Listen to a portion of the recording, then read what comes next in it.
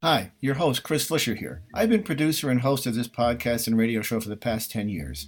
My goal has always been to provide enlightening, progressive, and logical discussions about where we are as a species and how we move ourselves further down the road towards our greater potential. I believe astrology provides a great tool for observing our progress and awakening our consciousness to becoming a whole, better, and more complete individuals. I have sought to invite the best contemporary guests, thought leaders, and progressive minds to discuss topics that concern us all, regardless of your beliefs. Consider making a contribution through PayPal to help keep the great wheel turning so that I can continue for the next 10 years along the same enlightened path. As always, I thank you for your support. Hello, I'm Chris Flisher, and welcome to Turning of the Wheel, an intelligent, lively discussion on astrology, art, and adventure. Timing is everything, and as the great wheel turns, we are best prepared when we are best informed. Join me as I explore the current planetary alignments and offer insights for coping with change. Educational, informative, enlightening, the Turning of the Wheel is a welcome pause in your daily swirl of constant change. Through intelligent discourse, inspired guests, and educational segments, I will help to enlighten your knowledge of astrology and guide you to accept change as the great wheel of life turns. Call in with your questions and speak with some of the greatest visionaries in the time-tested practice of astrology. Turning of the Wheel, Astrology, Art, and Adventure with Chris Flisher, each Thursday, live, 6 p.m. Eastern, 3 p.m. Pacific on Contact Talk Radio. Hello, everyone, and welcome to Turning of the Wheel. My name is Chris Flisher. This is a show about astrology, art, and spiritual adventure. It's a wide umbrella, but we're always having fun with these topics because they all seem to dovetail so nicely together. And the way they all work together is remarkable. It's a natural phenomenon that these things all seem to work together, and they do very well. We're having a wonderful time. Well, I should say, some people are having a wonderful time. Some people are having a terrible time. We're entering into a very turbulent month this month of September. We've got quite a lot of activity going on. Some really interesting planetary alignments happening. I've got a wonderful guest on today who we're going to be talking about, surviving Pluto. Pluto, as you know, even though the astronomers have relegated Pluto to the back room, we believe all astrologers in the world don't shirk away from Pluto. They give him a wide berth because he is such a powerful influence on many people. And my guest today is Joseph Crane. He's an old friend of mine, and he's a wonderful astrologer who happens to have transiting Pluto conjunct his natal sun. So he's going to be reporting to us sort of like the man in the street, what's that like, and then we'll get into greater detail about what's going on with all that. So this is going to be more of an informative show today, good discussion about some of the planetary alignments we have coming up. I just want to let people be aware of what those are. On the 7th of September, we got Mercury going retrograde. Mercury retrograde always seems to strike fear in a lot of people's hearts, but it really is not that fearful. It's more a time for reflection. Take the word take the prefix re and put it before anything. Review, renegotiate, rethink, reevaluate. Those are all things that you do during Mercury retrograde. It is also a time that communications tend to break down, so just be a little bit more mindful of it, I think. It's going to be starting out in Libra, then it's going to be going back into Virgo before it turns direct on the 29th of September. At the same time, later on this month, and Saturn and Uranus are going to be directly opposing each other on the 15th. And I had to sneeze. I'm sorry about that, folks. I usually don't sneeze on the air. I got a piece of dust in my nose, and that's not the sort of thing you usually do in radio when you have a mute button, but I don't have one, so I apologize for that. That's a cosmic dust up my nose, apparently. And then we've got Pluto going direct. It's retrograde now, and it's going to be going direct on that ominous day of September the 11th. So there's quite a bit of activity going on out there in the world, and these are things that are affecting us. We can see it in the tension that's sort of building. There's this yawing kind of tension going back and forth, kind of like a giant rubber band between people deciding what to do and where to go, wanting to break out of situations, wanting action to happen. The general populace is getting frustrated and sort of impatient with the administration at hand, although it's way too early to expect these kind of things to happen so quickly. The wheels of government and progress move very slowly. So we need to be patient and cognizant of that. So anyway, that's just a quick overview of where we stand. I want to get my guests on quickly, if we can, and get the conversation going. So welcome to Turning the Wheel, Joseph. Joseph, are you there? I know he's there. I heard him there before. I just can't hear him. Maybe he can hear me. Hello? There you are, Joseph. Yes. There you are. You sound like you're in a tin can on Mars. Mars. Sometimes I'd rather be in a tin can on Mars. I'm sure you would. You're having a tough time these days, I take it. Oh, I don't know. It's all relative, huh? Everything is. Yes, I know. It's funny. I was just telling everybody about this is a pretty powerful month we have coming on, don't you think? Well, yeah. We have Mars going through Cancer. We have Saturn moving very quickly these days out of Virgo. So yeah, there's a lot going on. Yeah. I mean, Mars is not all that happy in Cancer. It's typically, it gets kind of watered down. It's like, Mars is all about fire and ambition, and Cancer is all about water and sort of, being sensitive. So the two don't really go together well, and it tends to, spark some sort of emotional activity, I tend to see. And then you throw in Mercury going retrograde at the same time, and you got all kinds of communication issues happening, it seems, for most people. Well, yeah. So I have been... Yeah, it's interesting because, they talk about a person who defends himself as a fool for a client. Well, the same as the person with being his own astrologer also as a fool for a client. But I've basically had either Pluto conjunct my Mercury or my Sun since the 1st of January of 2008. And I'm finally free from Pluto on either one of them around Thanksgiving time. So you're going to feel an enormous relief. How has it been for you? What's your experience been like? It's sort of hard to generalize because a lot happens in a year and a half. You could say my world, it feels like a planetary period of Pluto. And pretty much moderns look at these long-term transits. And it has a lot of different ramifications. Unlike how many astrologers look at it, there's no particular connection in life between when something is exact and when it's not exact. That the transit is operational about it within a degree of the aspect to a degree after the aspect. So what's it been like? It's really interesting because it's primarily positive. And I don't mean positive in a happy kind of way. I mean that Pluto brings a great deal of focus, maybe even too much focus, especially because Pluto has been in contact with my Mercury. My Mercury is 29 degrees of Sagittarius. A lot of focus, a lot of simplicity. It's interesting how many things I have taken from my life during the last year and a half.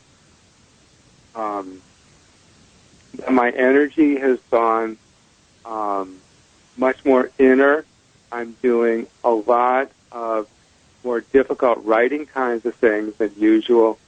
At the same time, I enjoy working intensely with people like my clients in a one-to-one situation. I'm doing relatively few classes, for example. I tend to, I'm not saying take myself too seriously or feel that everything's too intense or life and death, but I'm extremely aware of possibilities for power struggles, for people feeling that they have to struggle with me, that sort of thing. Yeah, so there's sort of there, you feel as if other people's will is being imposed on you and you're sort of entering into a fray even though you may not want to be? Not that other people's will is being imposed on me. It's that because my sun is operating, because it's conjunction, that my will right now is greater than usual.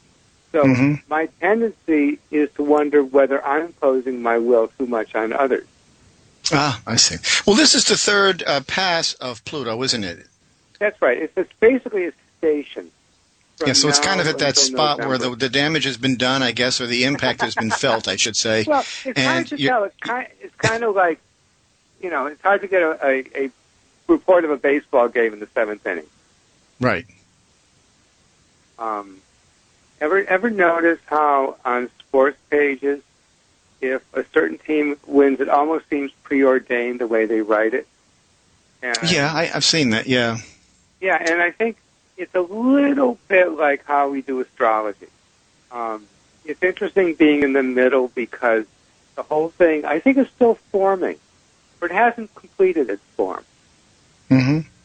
But I've always seen the Pluto transits as you sort of you get whacked the first time, then you get whacked the second time, and then by the third time, it's sort of mopping up the mess, and you've sort of learned your lesson, and you walk away sort of a different person. It's sort of like you get that. Whack, whack, whack, and then by the time you're getting the third time and you're on your way out of it, you are different. I think if you were to keep a journal during the course of this time, say for example, if you started a year ago before you entered into this, and went and watched it, I bet you'd see a significant difference in perhaps the way you were approaching the world. Your tone perhaps might be different. Oh, for sure. I think a lot of things. Yeah, I think what happens is there's much more of a sense of playing for keeps. Mm-hmm. You don't put things off for another day, the things that are important. And it turns out that what you're doing in your life right now becomes the most important thing. And so what's going to happen is after Pluto hits my sun, I get Saturn. Yeah, well, that's a double whammy if ever there was one. Yeah, now, Saturn has always seemed to be the taskmaster, and people sort of approach that with an air of trepidation because Saturn always requires a lot of work and introspection. But I'm actually I'm going to this. My Saturn return is coming up, and I just had Saturn on my ascendant, and it's just backing off, and I have found it to be remarkably invigorating and very much, I really have found myself in a situation where I've been very productive. I'm somewhat frustrated sometimes because I'm moving slowly, but I have been very productive. Right. I mean, there is a continuity between Saturn and Pluto, no doubt. Mm-hmm. They can actually flow into each other. Saturn obviously helps to simplify things, so does Pluto. That both are planets that are good with focus. Neither of them are exactly party planets. No, they're not party. It's not having a waltz with Jupiter, that's for sure. No. And nor are they into spontaneity. They're into, planning things ahead of time and going for what is essential and a very strong sense of what is real and what is not real. Yeah, and I think depending upon the person, some people see that as an opportunity for growth because it says, okay, I'm just a dedicated person. I know responsibility because I've got Saturn in my first house. So Saturn, to me, I'm very familiar with Saturn. It's been there all my life, and I've always been a very responsible person. So for me to have this, this sense of extra responsibility sort of feels like, okay, very normal, very natural. And I sort of, because I'm so familiar with wearing those clothes, that it doesn't seem that big a deal to me. It's just like, okay, get up, let's be more responsible. For me, that's similar to a Saturn transit onto a Capricorn sun. Mm-hmm. Now, interestingly, when Pluto was on my Mercury's in Sagittarius, but I have natally Pluto in trine to my Mercury. My Pluto's 26th Leo, Mercury 29 Sag, so it's a fairly close trine.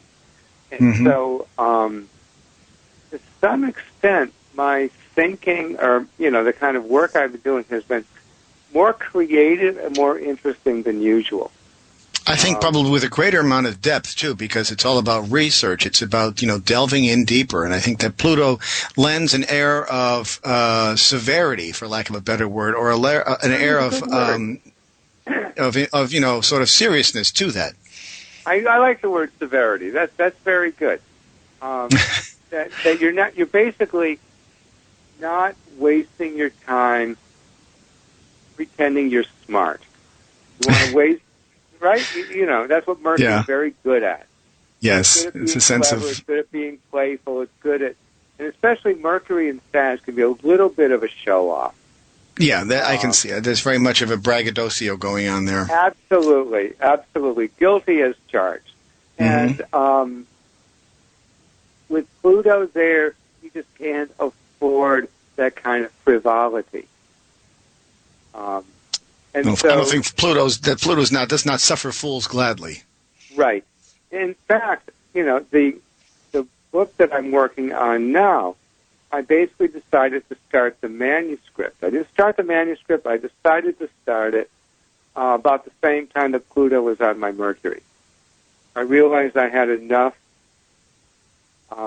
information and enough interest to really dedicate myself to a major project for like a year and a half, which is basically how long the Pluto is going to be lasting.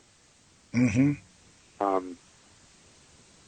Hopefully it will get published when Jupiter and Uranus are squaring my sun. Oh, that would be the ideal time. And it would be sort of an out of the blue event. But I think that the Pluto aspect gives you that doggedness to sort of see it through. Mm-hmm. It gives you that sense of ominence because it is an important sort of transformative planet. It lends a sense of increased importance. Not that it's inflated or not that it's filled with hubris or ego. Mm-hmm. It's more about I'm doing something that's really worthwhile here, and the work will be hard as a result, but it'll also be extremely rewarding also. And what's interesting is that that's all true, and Pluto also acts in a hidden way, in the sense that it doesn't have often a public, sort of ostentatious kind of manifestation. For instance, one thing that's fascinating during this time is how previously I had been doing so much teaching, both astrology and some other things, and during the Pluto period, I withdrew from that. And I'm doing much more of developing more of my own material. So later, if I want to do some teaching, I have sort of a different message. Yeah, I think it's more of a scholarly time, and I don't mean that to sound highfalutin or to be pompous about it, but it really does come down to, sort of digging in and taking the subject matter a little more seriously. It has a certain sense of relevance and reverence about it as well that gives it a certain weight that is much more so than you might typically find, I think. Don't you? Mm-hmm. Yes. Oh, yeah. Mm-hmm. Now, also what's interesting is, when you look at the planets that are being impacted by a certain transit, we talk about the sun in a very kind of general way. Actually, some books will go through the signs of the zodiac and just say, well, the sun's a sign of the zodiac. The sun in a certain sign of the zodiac is just a sign of the zodiac. And the sun has its own character. I've been thinking a lot about sun lately. It's not a dominant planet in my chart, but with Pluto there, you got to think about it a little bit. That the sun is very much about what in psychoanalysis they'll call narcissistic development. Mm-hmm. Like very much how you project. What we project, how we develop self-esteem, how we present ourselves, how we feel good about who we are, how we kind of radiate a particular special energy, which is us. And that's what the sun does. Now, obviously, in different signs and different houses, the sun's going to have a different character. And people talk about the fuel that your radiance rides on and stuff like that. However, my sun in Capricorn tends to sort of pride itself in showing off only if it has worked hard enough to deserve it. But with Pluto there, what happens is all the silly things that we do to boost our self-esteem, to make ourselves feel better, to fish for compliments, to try to get other people to sort of confirm that we're great people after all that stuff that we do. When Pluto is there, at least for me, feels so completely immature and frivolous. You're sort of seen for what you are at that point, because the weight of Pluto, I think, sort of discounts all those activities to the extent where it says this is just, they sort of poo-poos it all and says, stop playing around with these games, get serious. And I'm going through an interesting phase. And I have Libra rising, by the way. Okay, I have Venus in Scorpio conjunct Saturn. I mean, this. So you just have had you're going to have Saturn on your rising sign too, as well soon. Oh yeah, we know. I have many things to look forward to. But what's interesting is this is probably the first time in my life I really haven't cared what people think about me. Yeah, that's a big thing. I think that there's a certain coming of age that comes with this that doesn't come through, it doesn't come frivolously. It comes through the hard work, which is what Saturn is all about. Saturn is about the hard work, and I think that the reward of the hard work is that sense of finally arriving, finally feeling good about yourself, without a sense of false pride, with a sense of real, true value to what you've accomplished. Right, yeah. So it's been an interesting time, although in many ways it's been very valuable. I am looking forward to, things continuing to move on, like Pluto, so that other things in life can begin to come to the fore. Yeah, oftentimes it's when you get the combination of many different planets, dinging each other at the same time that you really begin to get weighed down. And sometimes that's when you get a combination of a Pluto transit with a Saturn transit, and you're sort of, and it can be a little daunting at times. But my experience, because I've had a lot of these difficult transits myself over the last 8 to 7 years or so, is that my experience has been that despite the fact that they have been difficult, they've also have gotten me to a spot where I feel much better about myself, like you were mentioning earlier, on a very genuine level. There's not this sense of false bravado. It's real, common, security almost. Yeah. It's also interesting that Pluto being the god of the underworld, it definitely influences how you view the world. It's not just that it's all about me, but the fact is that one of the fundamental questions of anybody is the universe friendly?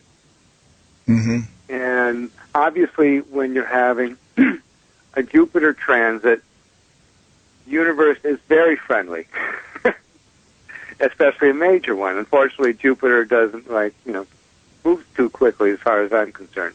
But not fast enough either, I know.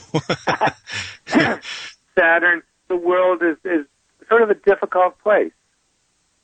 Pluto's world it's more dangerous. It's playing for keeps, so to speak. There's no second chances almost. It's like, oops, you're sticking your finger in the socket and it has to come out. It's like I don't want to encourage myself or my clients toward paranoia, but it's very interesting to sort of have a higher awareness of sort of what lurks beneath. I think that's very good. And I think that what you do is you enter those eras, those periods that you mentioned, with a greater sense of awareness so that you are more cognizant of the actions that you're taking, because they do seem to have a greater weight at those times. Yeah. And it also colors your perceptions of things. I try, for instance, to stay away from kind of, we'll call it paranoid politics, where everything is some kind of conspiracy, everything is some kind of evil forces gathering. And that's common, along along extremes of political spectrum in the media, and especially on the internet. And one thing that the Pluto transit has done is I just stay away from that. It's like I don't need anything to feed my imagination. Right, it's rich enough. Right. Right. Do you feel a sense of personal paranoia at the same time during that? I mean, I don't mean that to be literal, but a sense of, personal, fret, for a better word. Actually, no. Yeah.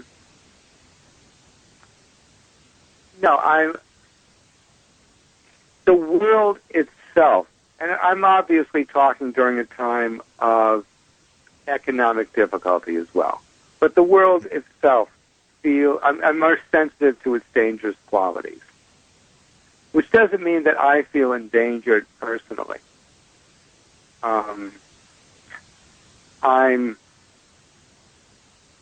Obviously, I'm influenced by what's going on in the world politically, economically, and things like that. And it's interesting having this kind of major Pluto transit during the time of sort of a national recession. Yes, right. I can see that, yeah. And where, now things feel better, but 6-8 months ago, everybody was completely freaked out. Mm-hmm. And I'm looking forward to a sense of ending this era, personally and also culturally. Well, I think it's going to be, in your case, you're going to be putting the pause button on for a short time, because I think by this time next year, we're going to have such significant activity with Jupiter and Uranus entering early Aries. Very much what I want to get to. Absolutely.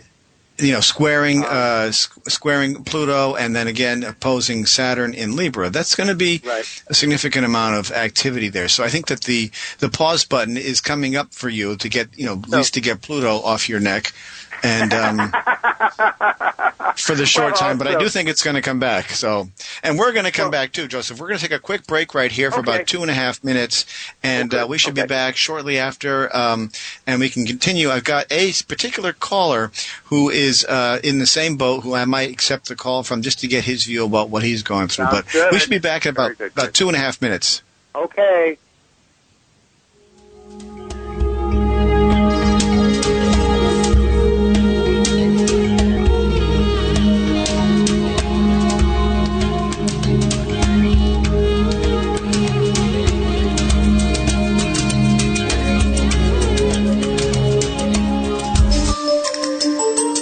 Did you know that you can rate this show on iTunes?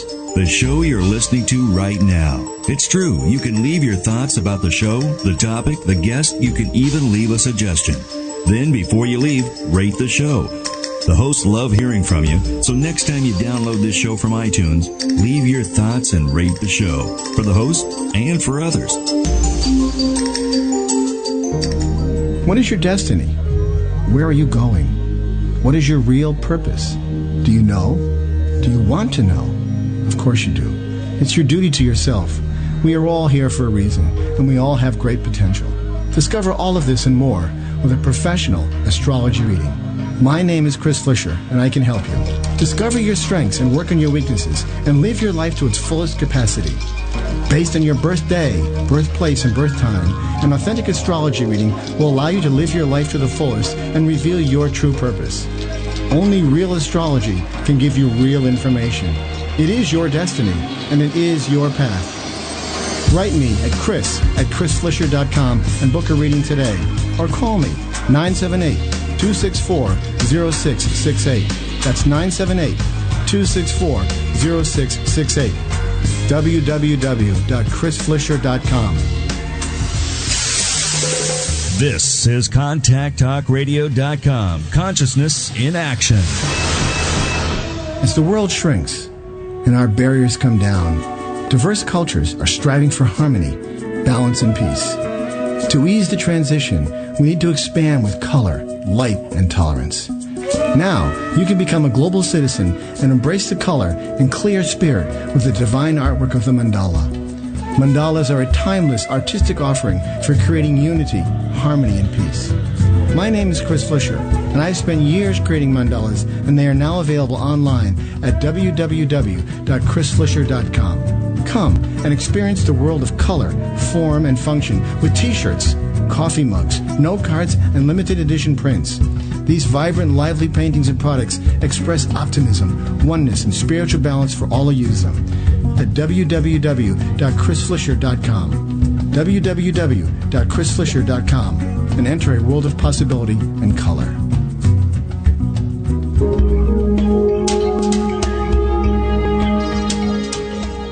Welcome back to Turning the Wheel. My name's Chris Flisher. We're having a marvelous discussion today about surviving Pluto. Pluto is one of the most powerful transformative planets in the whole zodiac wheel, and one that most astrologers will give great credence to. Anybody who's ever gone through a Pluto transit knows exactly what I'm talking about. My guest today is Joseph Crane. He's a wonderful astrologer. His website is www.astrologyinstitute.com if you want to get a hold of him and ask him some more about what it's like to go through a Pluto transit. He's very good at giving readings as well. And if you want a reading from me, you can contact me at www.chrisflisher.com. I'm going to be doing a series of things over the next few weeks. I'm going to be doing reduced rate readings and what I call Astro Fast, which will give us a good quick 20-minute reading off the air if you want to. So stay tuned for some of those things that are coming up in the near future, probably launching it sometime in October and stuff like that, so we can get some ideas here. I want people to know also that this show is entirely listener-supported. So if you have any inkling to keep the show on the air, as I do, as I want to provide this service for you, I do survive on your contributions as well as through readings.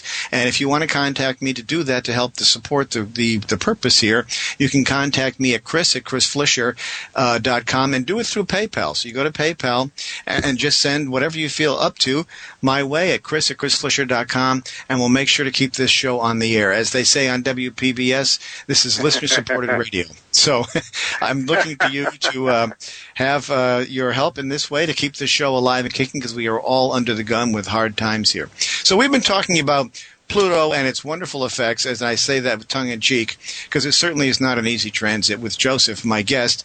And I've got another guest on who I'm in a chat room with who has also gone through the same sort of transit. So I'm going to have them come on in a few minutes. But Joseph, one of the things I wanted to ask you about in particular was, do you think that if you had the opportunity to redo this or look at this differently, would you have made choices differently? In other words, looking back at yourself before you entered this transit and where you are now, are you content with where you're going and where you are today?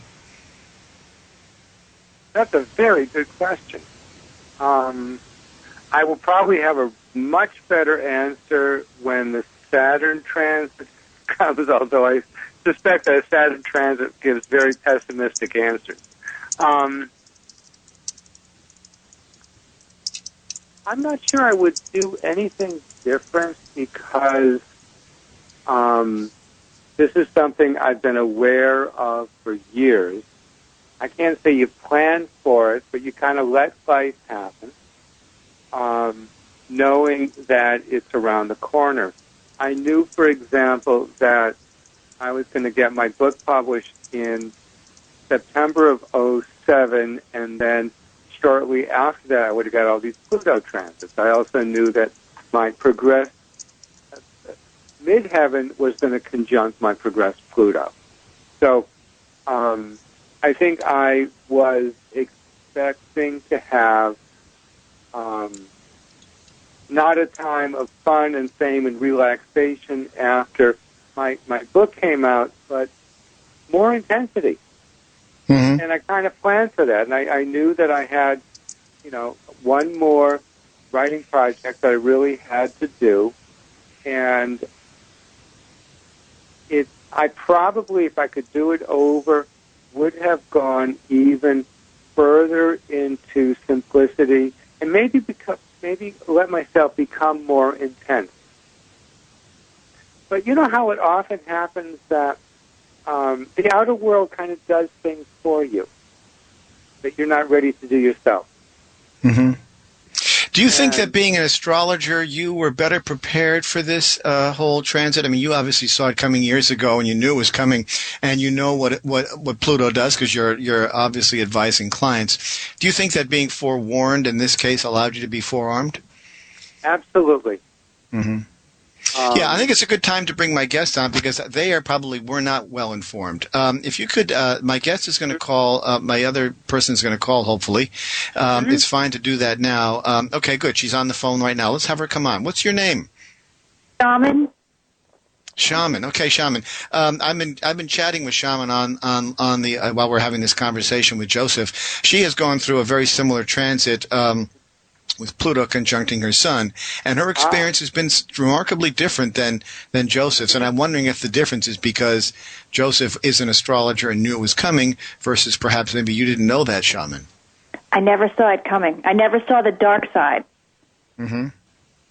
And how you said it was very dark, and for a period of time, did you feel that sort of triple action where it came once and then backed off and then came again and backed off and then finally came again?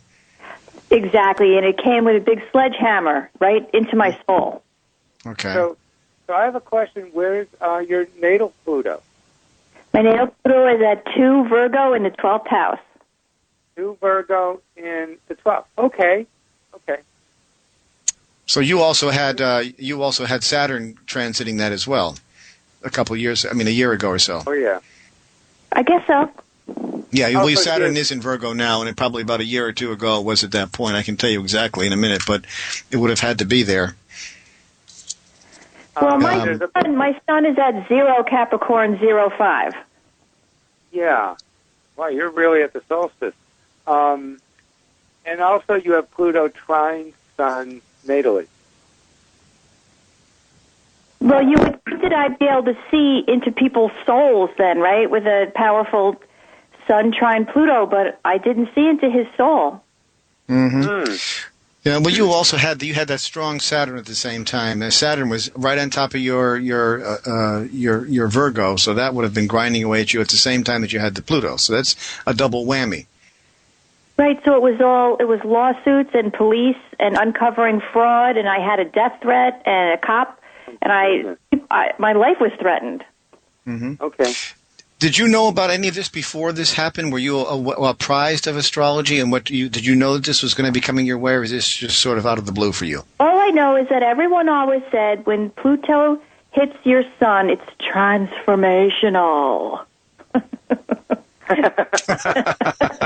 Well, I guess you can say that happens. I mean, that's going to be open to interpretation. You notice I never use the word transformational in this conversation. No, you I really dislike that word. Yeah, I know, because it means too much. It's too vague. You know, what's transformational is also putting through a meat grinder.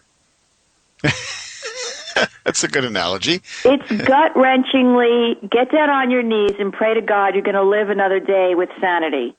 Transformation. Yeah. And I would also say that it sounds like she's had sort of a very rude waking up process. And that there's probably been some stuff around her life that has accumulated, and it chose to kind of manifest at this time with the Pluto transit. I'd be very interested in how things play out over the next 6 months or so, especially because you have both Uranus, Saturn, and Jupiter all converging to make transits to your sun all at the same time. So I think there's a lot to. I think this is sort of. I think in her case, it may be trying to figure out who won the baseball game. It's only the 4th inning. Oh no, the court case is over. I'm not a witness anymore in court. That's over with. Yay. Yeah, but I still have to heal my soul, and that's exactly where I stand now, is the healing process. Well, I think the healing process will be good, because I think that's where Jupiter is going to help you. I think Jupiter is going to provide some real relief and insight and expansion there for you. This is a time for you to expand and learn the lesson of what you've been through in a way that it best serves your purpose and your soul. Because Jupiter in Pisces will sextile Capricorn? Well, no, I just think the influence of Jupiter will bring to you, if you have been through this hardship, I think Jupiter, if you adapt it properly and interpret it properly, I think Jupiter is going to bring along to you the expansion and the progress and the growth that is needed as a result of going through this process. Okay. I would also suggest with Jupiter going through her 7th, that she don't try to take on all this stuff by herself. That there's a need to reach out to others. Okay. And I think other people can be sort of your great benefic. Yeah. Seventh house is all about relationships, so that would be reaching out to other people to sort of aid you. So then Jupiter in the 7th house might bring along a happy-go-lucky Sagittarian type, international, cerebral, really nice humanitarian? And wealthy, too. Yes, of course. Yeah, you're going to get all that. Would be good. Right. And very good looking. And very good looking. Yeah, but it's in Pisces. In a watery kind of way. Okay. That's okay. So it's going to be a sensitive guy. Don't worry about it. What could be better? I think you're going to be fine. I think that the benefit of Jupiter there is something that you need to focus on. I'd focus more on the Jupiter than I would on the other transits, simply because I think energy put towards Jupiter and lessons learned as a result do benefit you overall, because it's a sense of optimism there. It's a sense of, okay, I've been in the foxhole, but I'm out of the foxhole, you know? Okay.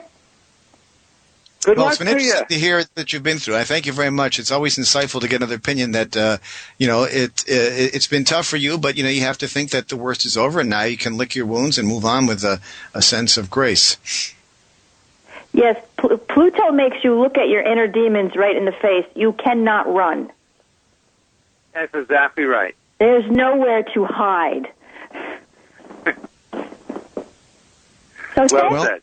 Thanks, guys. You're right about that. You're very welcome. It's nice having you on. Thank you, Eagle Shaman. I appreciate you very much. Bye-bye. Bye.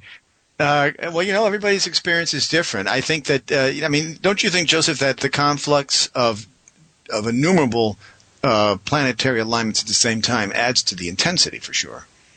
Yeah, and also, also how you have made your previous choices. That's important too. I feel very lucky that nothing calamitous has happened in my life. Although I have another station to go, so next month I hope I won't call you from the hospital or from some kind of terrible situation that's happened. But I have a lot to be grateful for in how my life has unfolded in the past several years. And but so I think that's also testimony to the amount of work that you did ahead of time. And so that is that's sort of the point you're making. The groundwork you lay, whether you're well-intended, whether you're working towards your soul's best interests, that manifests itself, I think, over time because of how it, how you see that react in your life. I mean, that's certainly the case, I think. Right. And, there's going to come a time, obviously, when, great difficulties will happen. Obviously, I'm going to get older at some point. I'm going to get sicker at some point and things like that. But the best I could do now is take advantage of, what I've done so far and maybe take advantage of what the Pluto transit's doing to, prepare myself further. Mm-hmm. The fact is, I'll tell you something really interesting, and this is pure Pluto, as far as I can tell. It sort of occurred to me a few months ago, that when we're dying, it's often an extremely uncomfortable, painful, excruciating process. And so when I go through my daily irritation, frustration, difficulty, the stuff that we all go through any time. Increasingly, it's occurred to me that, compared with the process of dying, this is really easy. So if I can kind of cheer up, enjoy even feeling a little uncomfortable, I will be much better prepared at the end of my life. Mm-hmm. So for the dying process to not be such a complete freak out. Well, you will have said that I think you'll come to it with a sense of, I did give it my best shot. You don't have to look back with regret. You can look back with a sense of accomplishment. You can look back with a sense of having learned things. And I don't necessarily agree that all death is all the painful, terrible thing that you can go through. Many people exit the world very gracefully with a sense of calm and sort of having completed their tasks. Well, and a Pluto transit is a very good opportunity to practice doing that. Mm-hmm. You get exposure to those themes. You're exposed to those themes. Yeah, the mortality is there. There are occasions in which you need to let go. There are occasions in which you need to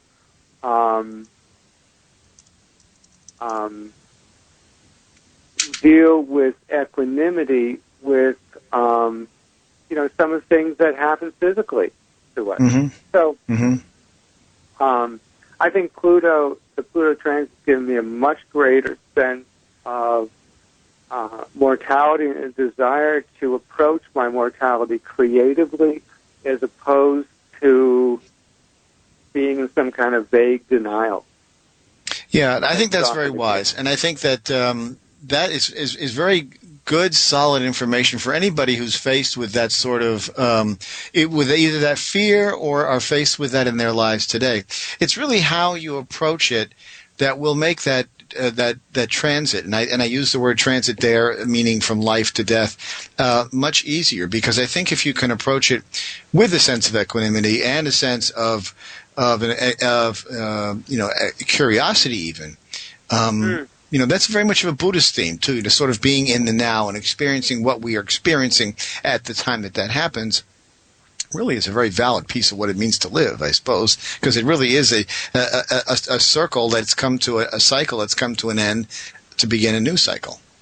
Right. Yeah, a cycle can't come to an end by its own nature. Right. Yeah. But it's been interesting to hear these comments. I mean, this last guest, the person we had calling in, had. I wonder. I wonder. Your experience versus hers. You did have some similarities there with regard to the influence of Saturn, and yet her experience was dramatically different. And I wonder if that was based on circumstances or choices that she made versus your knowledge of what was to come. Well, it's always a mixture. I mean, I had. Sometimes Pluto, and sometimes we're a little too humanistic, and a Pluto transit can signal a very, great amount of difficulty. I had one of my more painful readings. I had a very good friend who had been in treatment for cancer, and she wanted to see me for an astrology reading to sort of plan the rest of her life now that she was in remission. She wanted to go to Europe, and she wanted to, do all these things now that she was no longer in treatment. And she had Pluto on her ascendant. And I sat down with her, and the first thing she told me is they found another spot. Mm-hmm. So was Pluto was transiting her ascendant? Pluto was transiting her ascendant at the time. And I was anticipating sitting down with her and saying, listen, plan ahead. I don't have a good feeling about this. And, by the time we had our appointment, she had basically canceled her plan to go to Europe. Wow. And, 6 months later, I attended her funeral. Wow. So, sometimes Pluto signals things to happen. In her case, it was that things were in a far more difficult situation than she thought they were, or that her doctors thought they were. Right. And that was very powerful for her to have to come to that realization. And I'm not sure that there's anything that she could have done to prevent that. Absolutely not. Absolutely not. I don't think even if she knew that when she was younger, if it would have mattered. I mean, you could have seen that. You could have run the chart out for that time and seen what it was like. And you think it was the direct conjunction that was more valid there? Or would you see that with an opposition and a square, do you think, as well? The conjunct the ascendant. The ascendant is about the body. The ascendant is the sort of seed, the seed syllable for the entire chart. So, when I saw that, it was like being struck with an arrow. That's how I felt. Yeah, very powerful. And when you have the squares or the trines or the oppositions, they tend to manifest themselves differently with Pluto. Absolutely. Especially they may not. it may not affect you directly, but it may affect someone you love. I had a Pluto transit where it affected not me personally, but it certainly, brought havoc on my life through the loss of someone very close to me. Yeah, sure. Yeah. So it may not be directly related, but the impact is still there, just in a different way. It's sort of deferred or defrayed or to other people in your life. You still live in a world that is strongly influenced by Pluto, and it may have an internal, it may have an external manifestation. Yeah. What do you about this generation that is, there's a whole generation of children were born in like 1992 who have this huge bucket of planets through Capricorn, and they're going to be experiencing Pluto on almost every major planet. What do you foresee for them? I mean, you'd have to think that there's going to be a major changes going on there, and yet, we don't want to sound like it, it could be very wonderful things. Transformation doesn't always mean, I'm sorry to use that word, transformation or change does not always mean negativity. Indeed. I had for my other work, I had a teenage client yesterday who actually began to get a little angry with me because I was a generation, and I was a certain generation that he was going to have to support when I was old. And you kind of wonder whether in this country, Pluto going through Capricorn and all those planets in Capricorn will have something to do with a major challenge that entire generation has. And because it's Pluto, it's probably not going to have to do with being sort of the greatest generation. It may have to do with being the generation that really cleans things up.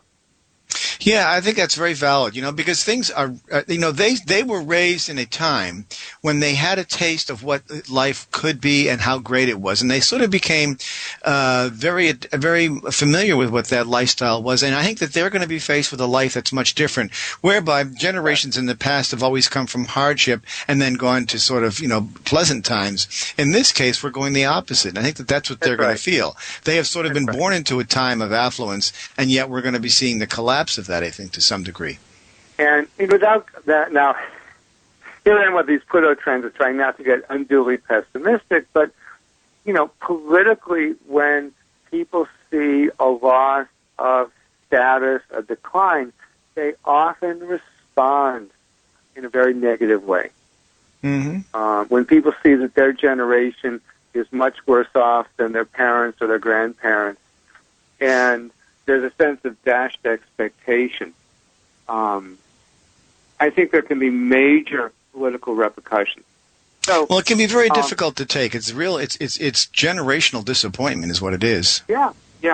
So, however, I don't want to dwell on that at this point because this is also the generation that I'm trying to somewhat,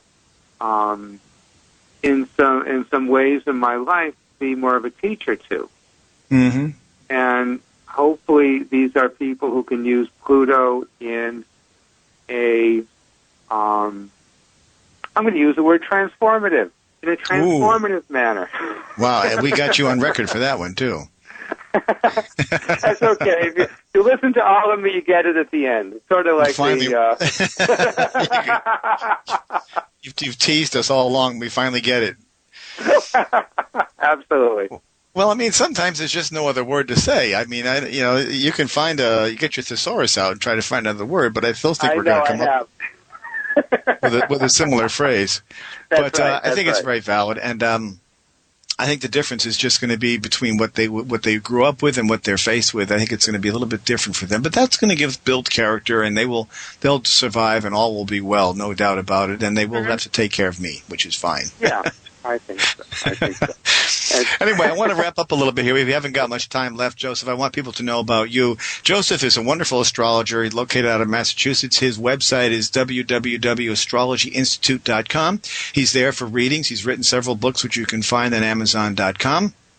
I encourage you to look into him further if you have any desire. It's how we all make a living here, is teaching people about what's to come and what has been. So certainly give him a gander on the web, and you can get there from my website or from his own website, astrologyinstitute.com. He's there with a great other person named Dorian Greenbaum, who's a wonderful astrologer as well. So there's a lot of information out there. Joseph, I appreciate very much you being on the air today with me. Thank you it's very a great much. time.